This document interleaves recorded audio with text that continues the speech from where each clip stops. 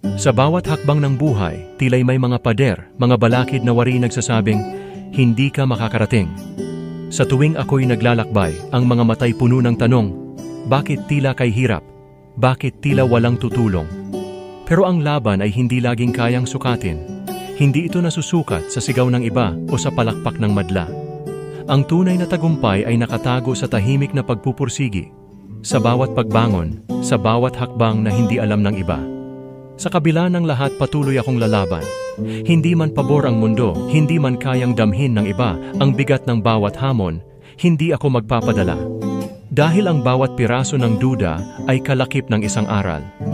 Totoo madalas akong magtanong, hanggang kailan, hanggang saan aabot ang mga pangarap na tila kay layo? Ngunit sa bawat pagtigil, may munting tinig sa puso.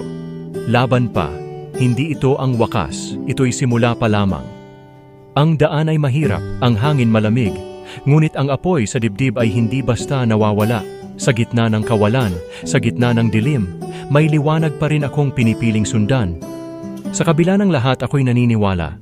Hindi man ako ang pinakamalakas, hindi man ako ang pinakamabilis, pero ako'y titibay dahil sa bawat pagkadapa, may bagong lakas na umuusbong, may bagong tapang na bumabangon. Kaya sa mga hadlang, ako'y hindi susuko. Sa bawat pader na tatayo sa harapan, ako'y tatawid, sisikapin, haharapin, dahil alam ko, ang tagumpay ay para sa mga hindi tumitigil. Hindi para sa kanila ang mga pangarap ko, kundi para sa sarili kong laban, sa mga hakbang na ako lamang ang nakakaalam. Sa kabila ng lahat, hindi ko bibitawan. Dahil sa dulo ng bawat hirap, ako'y magtatagumpay.